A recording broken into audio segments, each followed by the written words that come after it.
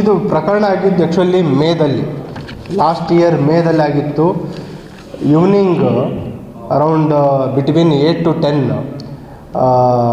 ವೈದ್ಯರು ಇರ್ತಾರೆ. ವೈದ್ಯರು ಅವರು ಖಾಸಗಿ ಕ್ಲಿನಿಕ್ಗೆ ಹೋಗಿರ್ತಾರೆ. ಮನೆಯಲ್ಲಿ ಒಬ್ಬಂಟಿಯಾಗಿ ಅಜ್ಜಿ ಇರ್ತಾರೆ, ಅವ್ರ ತಾಯಿ. ಏನು ಒಬ್ಬನು ಆರೋಪಿ ಇದ್ದಾನೆ, ಆ ಮನೆಗೆ ಎಂಟ್ರಾಗ್ತಾನೆ. ಬಾಗಿಲು ಹಾಕಿರೋದಿಲ್ಲ. ಮನೆಗೆ ಎಂಟ್ರಾಗಿ ಅವರಿಗೆ ಕೈಕಾಲು ಕಟ್ಟಿ ಬಾತ್ರೂಮಲ್ಲಿ ಲಾಕ್ ಮಾಡಿ ಅವ್ರ ಮೈ ಮೇಲಿರುವ ಚಿನ್ನಾಭರಣವನ್ನು ದೋಚ್ಕೊಂಡು ಹೋಗಿರ್ತಾನೆ. ಸೊ ತುಂಬ ಗಂಭೀರವಾಗಿರುವ ಪ್ರಕರಣ ಆಗಿರುತ್ತು. ಸ್ಥಳ ಪರಿಶೀಲನೆ ಎಲ್ಲ ಮಾಡಿದ್ವಿ ಮತ್ತು ತಾಂತ್ರಿಕ ತನಿಖೆಯನ್ನು ಕೂಡ ಮಾಡಲಾಗಿತ್ತು. ಅದರಲ್ಲಿ ವಿಶೇಷವಾಗಿ ಅಂತಂದರೆ ಸುತ್ತಮುತ್ತಲಿನ ಎಲ್ಲ CCTVಗಳನ್ನು ಕೂಡ ನಾವು ಪರಿಶೀಲನೆ ಮಾಡಿದ್ವಿ. ನಮ್ಮ ಪರಿಶೀಲನೆ ನಂತರ ಕೆಲವು ಕುರುಗಳು ಸಿಕ್ಕಿದ್ವು.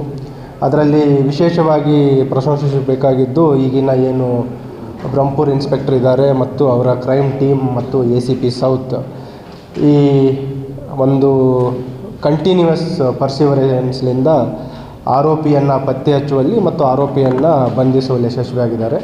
ಇದರಲ್ಲಿ ಬಂಧಿತನಾದವನ ಆರೋಪಿ ಹೆಸರು ಶಿವಕುಮಾರ್ ಅಲಿಯಾಸ್ ದಡಿಯಾ ಶಿವ ಅಂತ. ಬೇಸಿಕಲಿ ಅರೌಂಡ್ 35 years, ಮೂಲತಃ ಬೆಂಗಳೂರವನು. ಇವನ ಒಂದು ಅಪರಾಧ ಹಿನ್ನೆಲೆಯನ್ನು ನಾವು ಕಲೆ ಹಾಕಿದಾಗ ಅಂತಾರಾಜ್ಯ ಅಪರಾಧಿ ಇದ್ದಾನೆ ಇವನು. ತೆಲಂಗಾಣ, ಆಂಧ್ರ ಪ್ರದೇಶ, ತಮಿಳುನಾಡು ಮತ್ತು ಕರ್ನಾಟಕ ವಿವಿಧ ರಾಜ್ಯಗಳಲ್ಲಿ ಇವನ ಮೇಲೆ ಅಪರಾಧಗಳಿದ್ದಾವೆ. ಮತ್ತು ಇನ್ನೊಂದು ಗಮನಿಸಬೇಕಾಗಿದ್ದು ಅಂತಂದರೆ ಇವನ ಮೇಲೆ ಬರೇ ರಾಬ್ರಿ, ದರೋಡೆ ಅಷ್ಟೇ ಅಲ್ಲ, ಮನೆ ಕಳ್ಳತನ ಪ್ರಕರಣಗಳಿದ್ದಾವೆ, ವೆಹಿಕಲ್ ವಾಹನ ಕಳ್ಳತನ ಪ್ರಕರಣಗಳಿದ್ದಾವೆ, ಕೊಲೆ ಪ್ರಕರಣ ಇವನ ಮೇಲಿದೆ.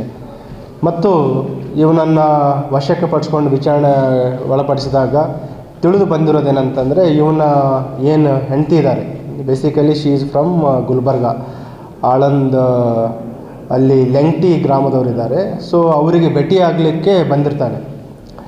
ಇನ್ನೊಂದು ಇದರಲ್ಲಿ ಗಮನಿಸಬೇಕಾಗಿದ್ದೇನಂತಂದರೆ ಕಲಬುರಗಿದಲ್ಲಿ ಮಾಡಿರುವಂಥ ಫಸ್ಟ್ ಅಫೆನ್ಸ್. ಆಮೇಲೆ ಚಿತ್ತೂರಲ್ಲಿ ಒಂದು ಕೊಲೆ ಪ್ರಕರಣದಲ್ಲಿ ಜೈಲಲ್ಲಿರ್ತಾನೆ. ಬೇಲಲ್ಲಿ ಹೊರಗಡೆ ಬಂದು ಅವನ ಹೆಂಡತಿ ಜೊತೆ ಇಲ್ಲಿ ವಾಸಕ್ಕೆ ಬಂದಾಗ ಈ ಅಪರಾಧ ಮಾಡಿ ಹೋಗಿರ್ತಾನೆ. 1 week ಇಲ್ಲಿ ಇದ್ದಿರ್ತಾನೆ. ಆ ಟೈಮಲ್ಲಿ ಹಣಕ್ಕೆ ಏನು ಖರ್ಚಿಗೆ ಬೇಕಾಗಿರುತ್ತೆ ಆ ಟೈಮಲ್ಲಿ ಅಪರಾಧ ಮಾಡಿರ್ತಾನೆ. ಸೊ ವೆರಿ ರಿಮೋಟ್ ಎವಿಡೆನ್ಸ್ ಇತ್ತು ನಮಗೆ. ತುಂಬ ಕಠಿಣವಾದ ಪ್ರಕರಣ ಇತ್ತು. ಆದರೂ ನಮ್ಮ ತನಿಖಾ ಏನು ಸಿಬ್ಬಂದಿ ಇದ್ದಾರೆ, ಅಧಿಕಾರಿಗಳಿದ್ದಾರೆ, ಉತ್ತಮ ಒಂದು ಪತ್ತೆಯನ್ನು ಮಾಡಿದ್ದಾರೆ. ಇದೇ ರೀತಿ ತಾವು ನೋಡಿದ್ರಿ, ಕಳೆದ 1.5 ತಿಂಗಳ ಹಿಂದೆ ಒಬ್ಬನು ಪುಣೆಯಿಂದ ಮಹಾರಾಷ್ಟ್ರದಿಂದ ಟ್ರೈನ್ ಹತ್ತಿ ಕನ್ಯಾಕುಮಾರಿ ಹೋಗಬೇಕಾದ್ರೆ ಟ್ರೈನ್ ಟಿಕೆಟ್ ಇಲ್ಲದೆ ಆಕ್ಸಿಡೆಂಟಲ್ಲಾಗಿ ಕಲಬುರಗಿದಲ್ಲಿ ಅಪರಾಧ ಮಾಡ್ತಾನೆ. ಅದರಲ್ಲೂ ಕೂಡ ನಮ್ಮ ಸ್ಟೇಷನ್ ಬಜಾರ್ದವರು ಆರೋಪಿಯನ್ನು ಬಂಧಿಸಿ ಇಂಟ್ಯಾಕ್ಟ್ ಪ್ರಾಪರ್ಟಿಯನ್ನು ರಿಕವರಿ ಮಾಡಿದ್ವಿ. So we are trying best. ಎಲ್ಲಿ ನಮಗೆ ಸಣ್ಣ ಪುಟ್ಟ ಕುರುಗಳಿದ್ದರೂ ಅವುಗಳನ್ನು ಪತ್ತೆ ಮಾಡದೆ ಬಿಡ್ತಾ ಇಲ್ಲ. ಇದರಲ್ಲೂ ಕೂಡ ಈ ಆರೋಪಿಯನ್ನು ಬಂಧಿಸಲಾಗಿದೆ. ಇದರಲ್ಲಿ ಶ್ರಮಿಸಿದ ಎಲ್ಲ ಅಧಿಕಾರಿ ಸಿಬ್ಬಂದಿಯವರಿಗೆ ನಾನು ಪ್ರಶಂಸನಾ ಪತ್ರಗಳನ್ನು ನೀಡ್ತಾ ಇದ್ದೀನಿ. ಮತ್ತು ಇದರಲ್ಲಿ ಏನಾದರೂ ಕ್ವಶನ್ಸ್ ಇದ್ದರೆ ಕೇಳಿ. ಒಂದೇ ಮನೇಲಿದ್ದರು. ಅವ್ರದ್ದು ಏನು ಡಾಕ್ಟ್ರ್ ಇದ್ದಾರೆ, ಅವರು ಪ್ರೈವೇಟ್ ಕ್ಲಿನಿಕ್ ಹೋಗಿದ್ದ ಸಂದರ್ಭದಲ್ಲಿ ಅವರು ಮನೇಲಿ ಒಬ್ಬರೇ ಇರ್ತಾರೆ. ಓನ್ಲಿ ರಾಬ್ರಿ ಮಾಡಿರೋಂಥದ್ದು, ಬೇರೆ ಏನೂ ಕಳ್ತನ ಮಾಡಿಲ್ಲ. ಅದು ಅವನು ತಲೆನೇ ಹಾಕಿಲ್ಲ. ಅವನು ಅಜ್ಜಿನೇ ಟಾರ್ಗೆಟ್ ಮಾಡಿದಾನೆ. ಆ ಏನು ಟೈಮ್ ಇದೆ 8 to 10 ಅವರು ಕ್ಲಿನಿಕ್ ಹೋಗಿರ್ತಾರೆ. ಆ ಟೈಮಲ್ಲಿ ಇವರು ಮನೇಲಿ ಒಬ್ಬರೇ ಇರ್ತಾರಂತ ಗಮನಿಸಿ ಆ ಟೈಮಲ್ಲಿ ಅಪರಾಧ ಮಾಡಿರೋಂಥದ್ದು. ಸೊ ಈಗ ನಾವು ಕಲೆ ಹಾಕಿದ ಪ್ರಕಾರ ನಿಯರ್ಲಿ 40ರಿಂದ 50 ಪ್ರಕರಣಗಳು ಇನ್ನು ಮೇಲಿದ್ದಾವೆ. ಬೇರೆ ಬೇರೆ ರಾಜ್ಯಗಳಲ್ಲಿದ್ದಾವೆ. ಹೆಚ್ಚಿನದಾಗಿ ರಾಬ್ರಿ, ದರೋಡೆ. ಇಲ್ಲಿ ಕಲಬುರಗಿಯಲ್ಲಿ ಇದು ಫಸ್ಟ್ ಅಫೆನ್ಸ್ ಮಾಡಿದ್ದಾನೆ. ಬೇರೆ ಕಡೆ ಇದ್ದಾನೆ. ಇತ್ತೀಚೆಗೆ ರೀಸೆಂಟಾಗಿ ಬೆಂಗಳೂರಲ್ಲಿ ಜಿಗಣಿಯಲ್ಲಿನೂ ಅರೆಸ್ಟ್ ಆಗಿದ್ದ ಅವನು. As of now he is arrested.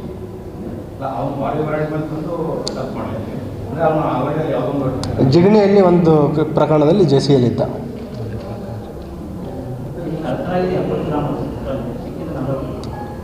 ಇನ್ನು ಉಳಿದಿದ್ದು ಏನಂತಂದರೆ ರಿಕವರಿ ಮಾಡಬೇಕು. ಡಿಸ್ಪೋಸ್ ಮಾಡಿದ್ದಾನೆ. ಅವರು ಬೆಂಗಳೂರು. ಅವರು ಸಿಸ್ಟರ್ ಮುಖಾಂತರ ಡಿಸ್ಪೋಸ್ ಮಾಡ್ತಾನೆ.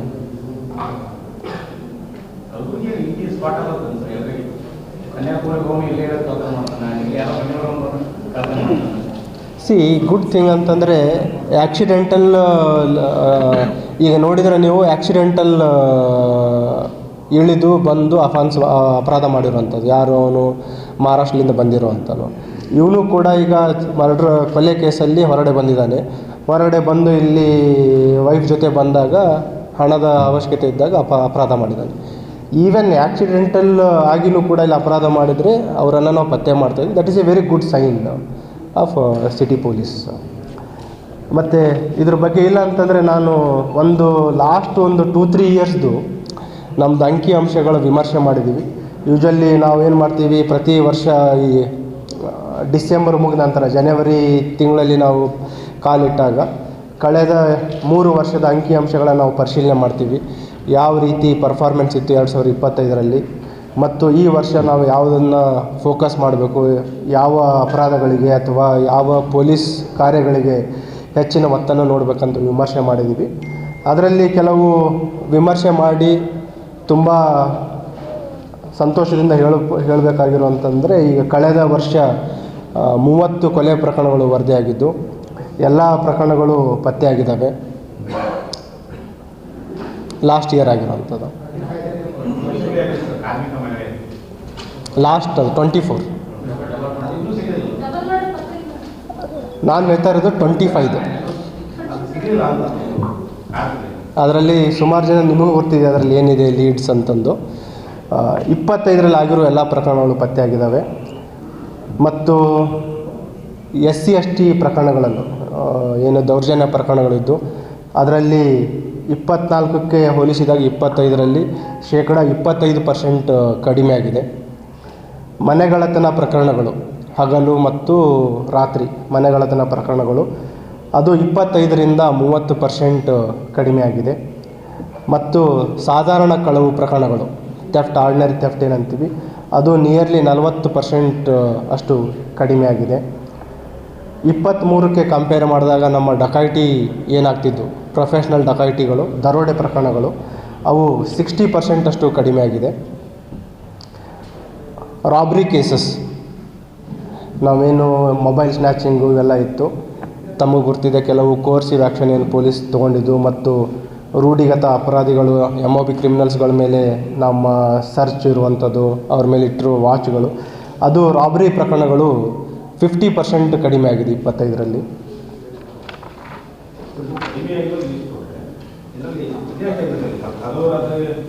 ಅಂಕಿ ಅಂಶ ನಿಮಗೆಲ್ಲ ಕೊಡ್ತೀವಿ. I will give figures. ಡಿಟೆಕ್ಷನ್ದು ಹೇಳ್ತೀನಿ, ಇದೆ.